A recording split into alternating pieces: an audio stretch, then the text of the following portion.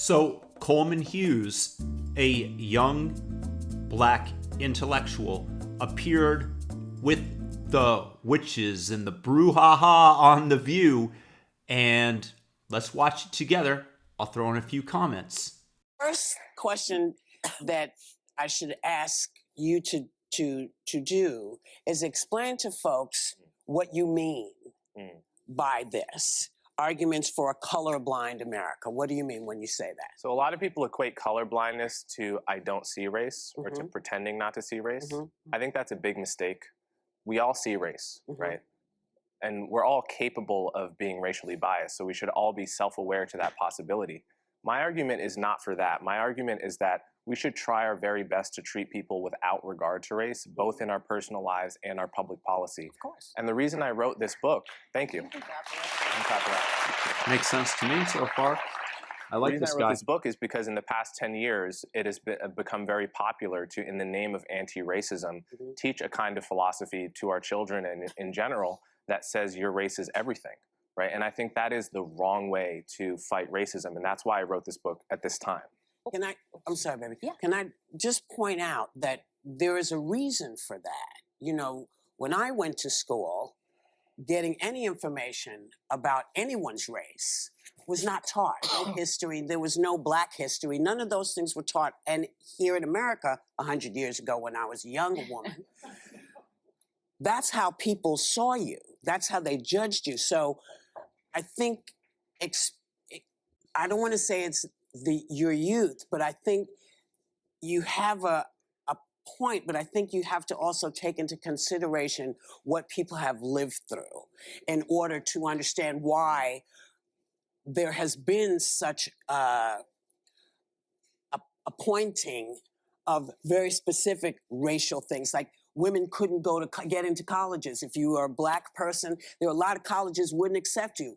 Trying to equal the playing field. I think that's what a lot of folks have been trying to do. I'm sorry, I didn't mean to cut you off. I think that's your experience.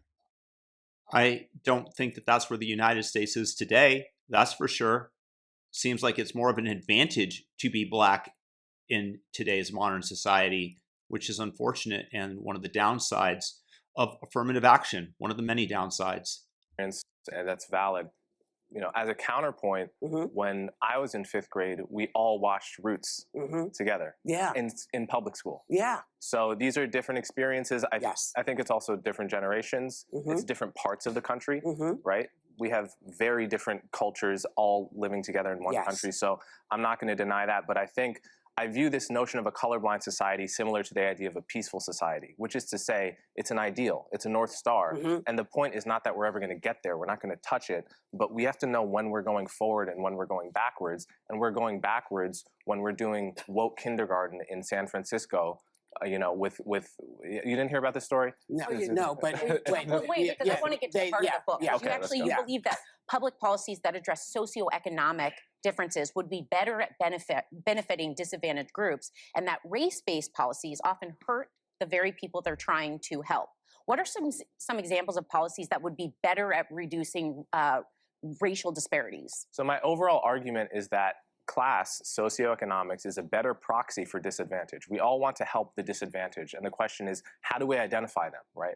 The default right now in a lot of areas of policy is to use, you know, black and Hispanic identity as a proxy for disadvantage. And my argument is that you actually get a better picture of who needs help by looking at socioeconomics and income. That picks out people in a more accurate way. Well, right? So, and not my question, but when you say that socioeconomics picks out people in a better way than race, when you do look at the socioeconomics, you see the huge disparity between white households and black households. You see the huge disparity between white. Just for the record, the people in the United States, the racial group that makes the most money is Indian. And Nigerians are above whites, Nigerian immigrants. So in terms of the possibility, the equal opportunity to make money, this has largely been achieved, and it is up to each of us to seize upon this and to better our lives. And Hispanic households. So your argument, and I've read your book twice because I wanted to give it a chance. Your argument that you read the book twice, I don't believe you. I don't believe you. You skimmed through a few pages, said this is rubbish, and then picked it up again, skimmed through a few more, and then threw it down and jotted a few notes from the Cliff Notes version. race has no place in that equation is really fundamentally flawed, in my opinion. Well, why? Why is it fundamentally flawed? You're not expressing yourself, you're just making an accusation. There's two separate questions. One is whether each racial group is socioeconomically the same. That I agree with you. They're not. They're not, and the stats show that. But of course, I agree with that fully. The question is, how do you address that in the way that actually targets poverty the best? Great. And what Martin Luther King wrote in his book Why We Can't Wait is he called it, we need a Bill of Rights for the Disadvantaged. And he said, yes, we should address racial inequality. Yes, we should address the legacy of slavery. But the way to do that is on the basis of class. And that will disproportionately target blacks and Hispanics because they're disproportionately poor, but it will be doing so in a way that also helps the white poor, in a way that addresses poverty as the thing to be addressed. That part is true, but as you are a student of Dr. King, I'm not only a student of Dr. King, I know his daughter, Bernice. Appeal to authority. That makes me the authoritative. So you bow down to me. That is that debate tactic. Right? So I'm going to get to my question. Go ahead, go right ahead. I think the premise is fundamentally flawed. You claim that color blindness was the goal of the civil rights movement, based upon Dr. King's I Have a Dream speech, content of character versus the color of skin. Bernice, Dr. King's daughter, points out She's reading off 4 of years notes. after giving that speech, actually, Dr. King also said this: a society that has done something special against the Negro for hundreds of years must now do something special for Negroes.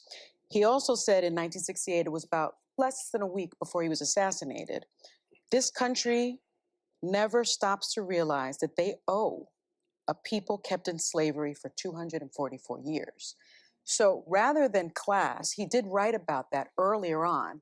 Right before his death, he made the argument for racial equality and racial reparations. And so your argument for color blindness, I think, is something that the right has co-opted. And so many in the Black community, if I'm being honest with you, because I want to be, believe that you are being used as a pawn by the right and that you're a charlatan of sorts.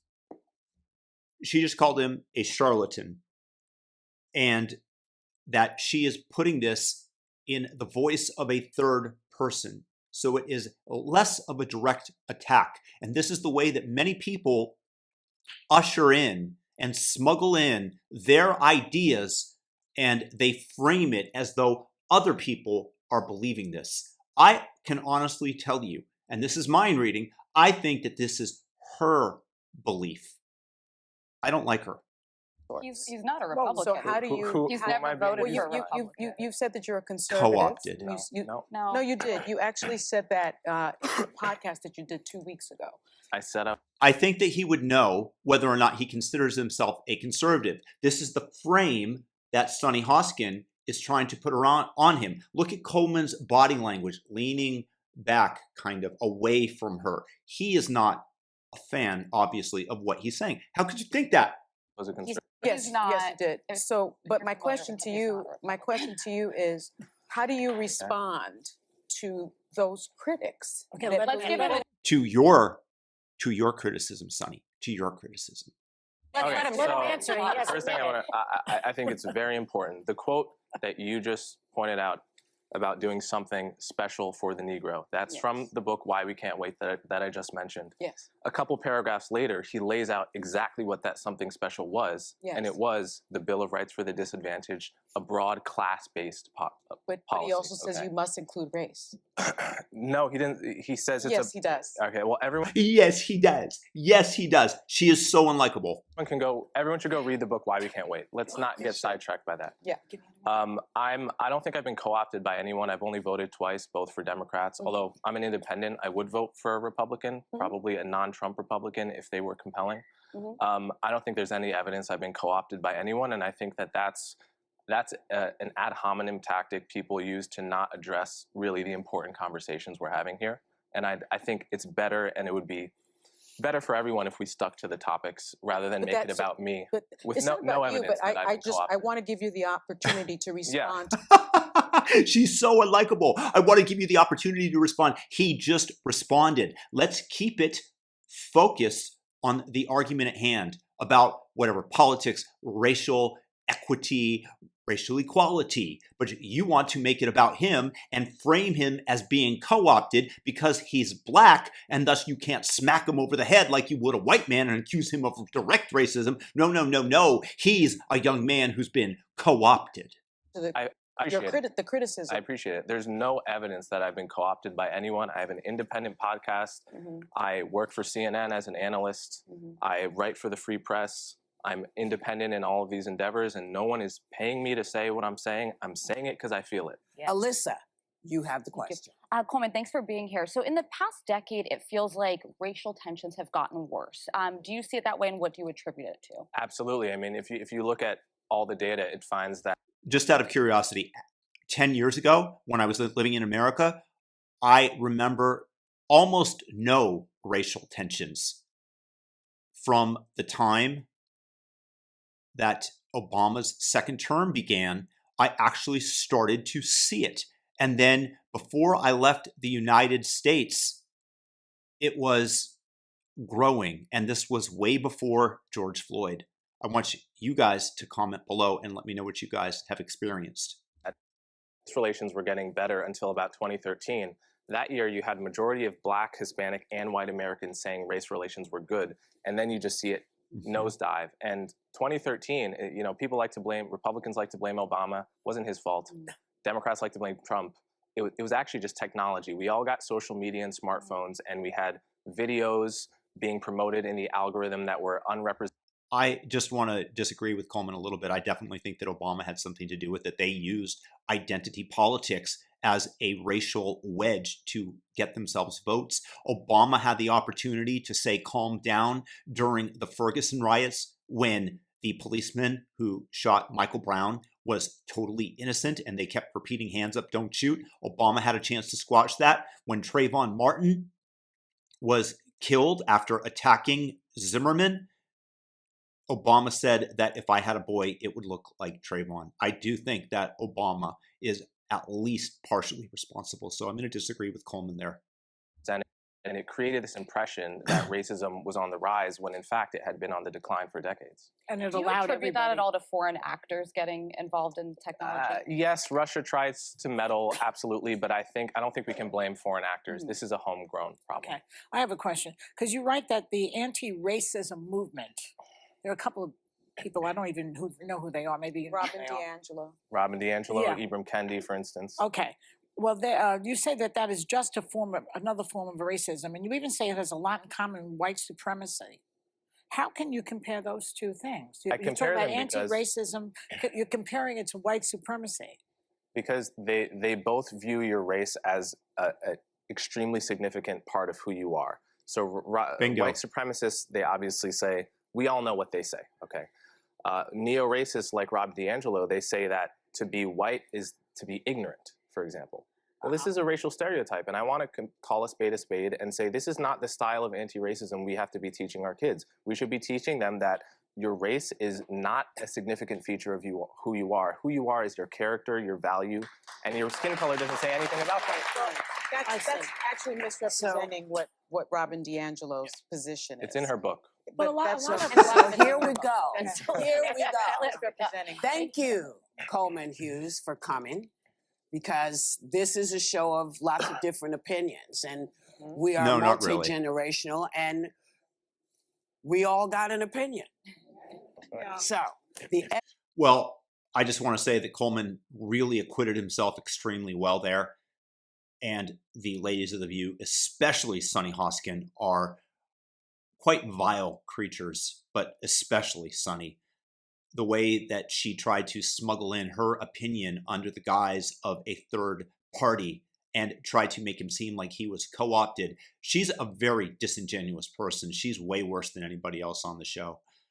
But he is definitely a bright calm, resilient young scholar. And I really respect him, even if I might not agree with him on everything, as I explained earlier.